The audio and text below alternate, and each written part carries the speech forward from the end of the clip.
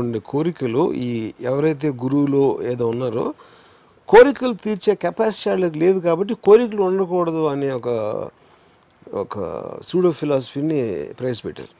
అది ఈజీ. నా కోరిక ఉంది, నాకు మెర్సిడీస్ కార్ కావాలి అంటే లేదురా, మెర్సిడీస్ కార్ అయితే కొనిచ్చే కెపాసిటీ లేదు.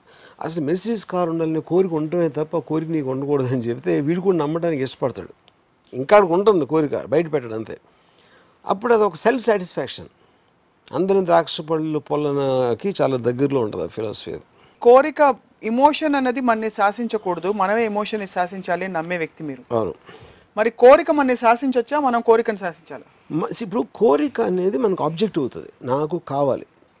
దాని తర్వాత మీ తెలివితోనో మీ కేపబిలిటీతోనో మీరు దాని ఒక ప్రాక్టికాలిటీ తెలుసుకుంటారు. ఇది ఏ రూట్లో వెళ్ళాలా, ఎలా వెళ్తే మనకి దక్కడానికి ఛాన్స్ ఉంది అనేది మీ విల్ పవరు, మీ కేపబిలిటీ, మీ ఇంటెలిజెన్స్ మీద డిపెండ్ అవుతుంది.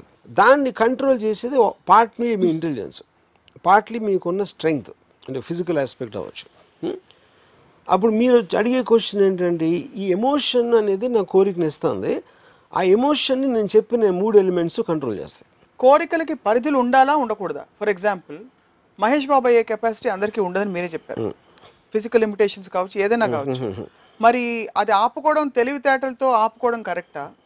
లేకపోతే no pursue your dream no matter how this thing it is make the impossible, ఇలాంటి కోట్స్ చదువుతుంటాం మన ఫేస్బుక్లో. వాటికి స్కోప్ ఏమిటి ఇందులో, ఇలాంటి అంటే కోరికల్ని పర్స్యూ చేసే కార్యక్రమం? ఇప్పుడు ఒక ఎగ్జాంపుల్ చెప్తాను.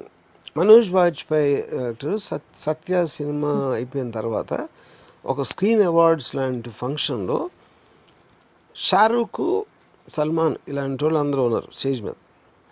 బెస్ట్ యాక్టర్ అని ఇలా అన్నీ చేస్తూ ఉంటే అందరూ బిక్కు మాత్రే నడుస్తున్నారు. అసలు బిక్కు మాత్రే నామినేషనే లేదు అక్కడ, ఈ just happen to be there. Manoj ఏమనుకున్నాడంటే అసలు మొత్తం దేశం అంతా షారూఖ్ సల్మాన్ కన్నా నేను పెద్దసారి అయిపోయాను తను ఫీల్ అయ్యాడు. సో నేను మనోజ్కి ఏం చెప్పానంటే, మనోజ్ నీ క్యారెక్టర్ పేరుతో పిలుస్తున్నాడు, నీ పేరుతో పిలవట్లా. షారూఖ్ ఖాన్ 25 సూపర్ డూపర్ హిట్లు ఇచ్చాడు, ఎవరికి ఏ సినిమాలో ఏ క్యారెక్టర్ పేరు ఏంటో తెలియదు. సో ఆ స్టార్డమ్కి ఒక సినిమా హిట్ అయినప్పుడు క్యారెక్టర్కి వచ్చిన పేరుకి కన్ఫ్యూజ్ అవ్వద్దు అని చెప్పాను నేను.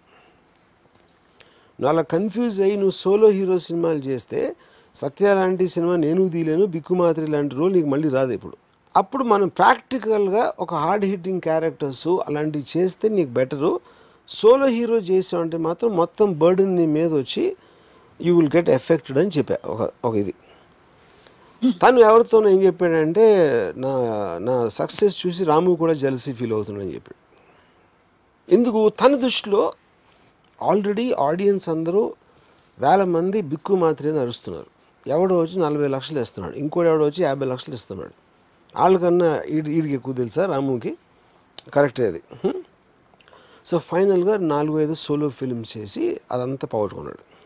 Nearly it took him some 10 years to come back again. అప్పుడు ఎవరో మీరు భలే చెప్పారండి అన్నాడు. ఎవరు? నా ఫ్రెండ్ కూడా అప్పుడు ఉన్నాడు. చెప్పినప్పుడు నువ్వు చెప్పినట్టే జరిగింది రాము అని. చెప్పినట్టు జరగడం కాదు, అలాంటి నేను రోజుకి 10 మంది చెప్తా, అందులో 9 ఫెయిల్ అవుతాయి.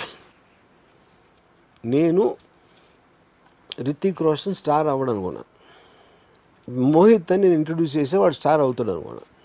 సో నేను ఎవరిని, ఒకవేళ సపోజ్ మనోజ్కి నేను చెప్పిన తర్వాత మనోజ్ ఏదో పూలర్ కాంటేలాగా అజయ్ దేవగన్ లాగా ఒక సినిమా వచ్చి ఇంకోటి వచ్చి 2-3 సూపర్ హిట్లు అయిపోయింది అనుకున్నాం ఒక నిమిషం. అజయ్ దేవగన్ కూడా చండాలం కూడా అనుకునేవారు అందరూ పూలర్ కాంటే ముందు. అలాంటి 2 వచ్చి సూపర్ హిట్ అయిపోతే ఏమయ్యేది? అప్పుడు మనోజ్ వాజ్పేయి కూర్చులో ఉండేవాడు. మీరు ఇంటర్వ్యూ చేస్తామంటే స్వప్న రాము ఏం చెప్పాడు తెలుసా నాకు, నీకు స్టార్ అంత సీన్ లేదని చెప్పాడు ఆ రోజు అని చెప్పాడు ఇక్కడ. అది కరెక్టే. సో బేసిక్లీ మీ అబ్జర్వేషన్కి ప్రాక్టికల్ అప్లికేషన్కి రిజల్ట్కి ఎప్పుడు ఏమాత్రం పొంతం ఉండదు. They work on theory of chaos, nobody can control that. కానీ మీ అబ్జర్వేషన్ ఎందుకు ఇంపార్టెంట్ అంటే దాని మీద బేస్ చేసి మీరు ఒక డెసిషన్ తీసుకుంటున్నారు. ఆ డెసిషన్ తీసుకోకపోతే యూ కాంట్ గో ఫార్వర్డ్. ఏదైనా you have to take the decision.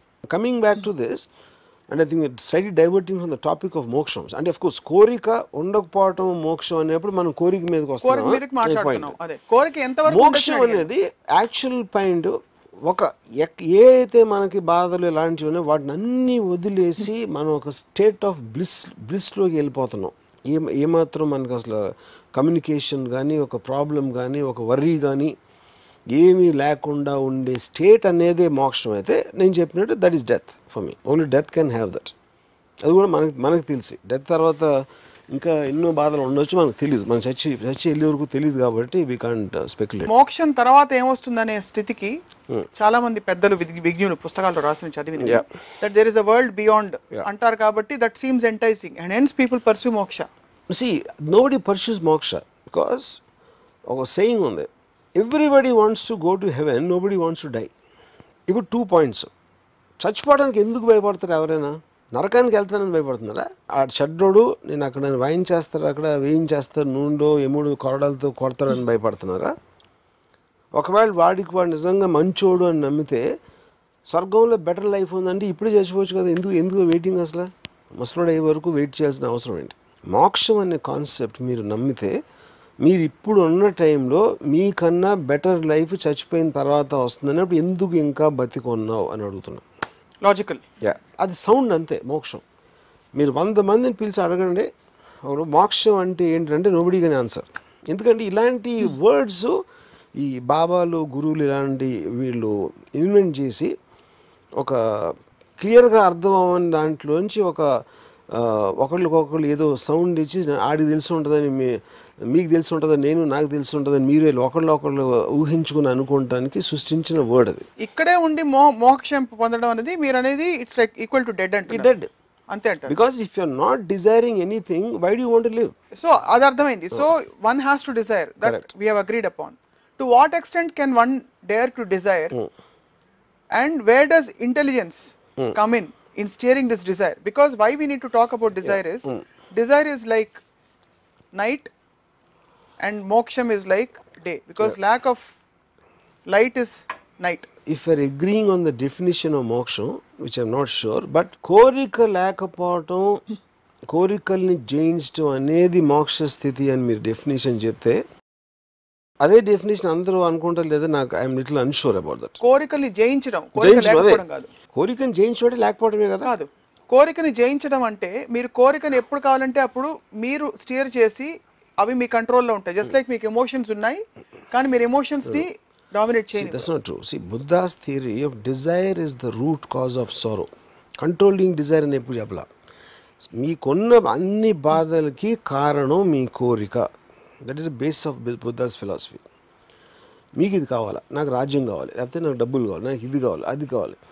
అవి మీకు లేనప్పుడు మీరు పొందలేనప్పుడు మీకు అవి వస్తాయి. ఇందాక నేను చెప్పినాయని ఎప్పుడైతే మీరు అది కోరుకోవట్లేదో మీకు అది రావడానికి ఛాన్సే లేదు. That is actually the point. Dzire is the root cause of sorrow. So కోరుకుని డిసప్పాయింట్ అవ్వడం బెటర్ అంటారా? ఎందుకంటే that is the process of life. నాకు ఇప్పుడు మీరు బతుకున్నాను మీకు ఎట్లా తెలుస్తుంది? మీకు ఒకటేదో బాధపడ్డారు, దాని నుంచి ఏదో టర్న్ అయ్యి మళ్ళీ సంతోషపడ్డారు, దాని నుంచి ఇంకోటి ఏదో ఫీల్ ఈ kind of oscillation of feelings is what which makes you feel alive అంతే మొత్తం. ఎప్పుడైతే అది లేదో, మీరు దేన్ని కోరుకోవాలనుకోవట్లేదో